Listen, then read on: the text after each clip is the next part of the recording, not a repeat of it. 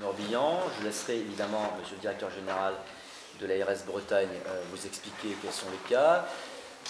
Ces cas qui se caractérisent par plusieurs cas, pas de la même famille, dans 3 communes notamment, constituent un cluster, ce qui m'a conduit inévitablement à prendre des mesures restrictives, à l'instar de ce qui a été fait en Haute-Savoie comme dans l'Oise. Nous avons pris exactement les mêmes mesures, de toute façon, à ce qui est d'abord, il y a une concordance, une cohérence d'ensemble de l'action qui correspond au plan d'action gouvernementale, d'une part, et d'autre part, nous voulons, par une transparence totale, rassurer les populations sur ce qui se passe et vous dire sur ce qui va se passer dans les jours qui viennent. En tout cas, mon arrêté est pris à compter du 1er jusqu'au 14 mars. Mais je vais laisser tout de suite le directeur général de l'ARS vous expliquer les cas décelés depuis hier.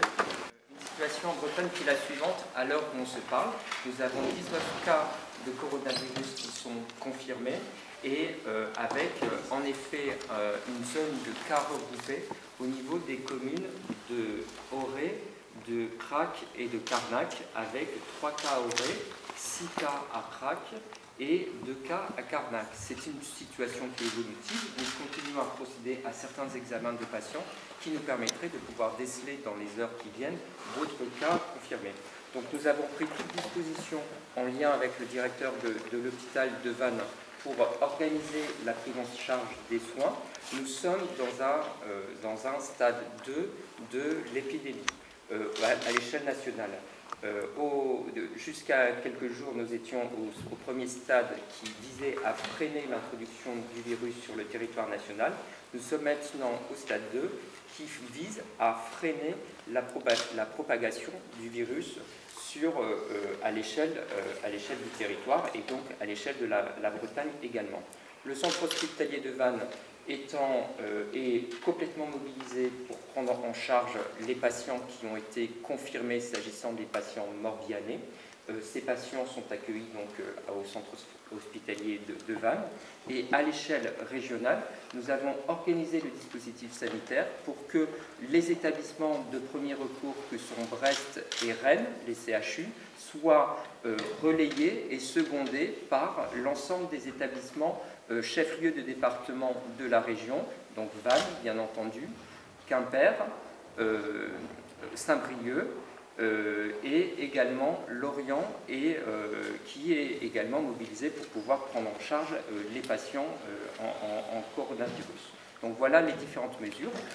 Par rapport au niveau des enquêtes épidémiologiques, vous savez que quand nous avons des cas confirmés, nous investiguons en lien avec les experts de l'Agence régionale de santé et de Santé publique France pour pouvoir détecter quelles sont les personnes qui ont été en contact des cas confirmés.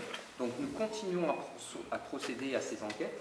Ça prend beaucoup de temps parce que c'est des médecins qui appellent pour pouvoir voir si le contact présente un risque modéré ou un risque élevé. Et ces enquêtes permettent d'écarter tout un ensemble de cas qui ne sont pas considérés comme des cas à risque, mais de confirmer d'autres cas. Et nous sommes conduits à donner à ces personnes-là toute indication par rapport à cette situation.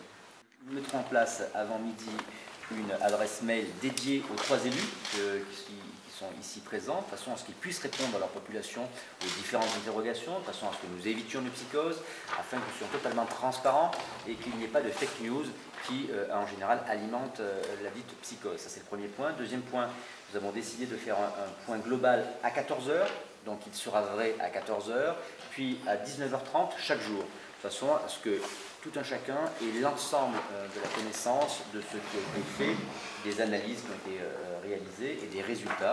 Et peut-être, aujourd'hui on ne le sait pas, en tout cas à l'heure à laquelle je vous parle on ne le sait pas encore, peut-être que d'autres communes seront impactées, mais potentiellement nous pourrions prendre un arrêté préfectoral modificatif pour ajouter 1 ou 2 communes si un nouveau cluster se faisait jour.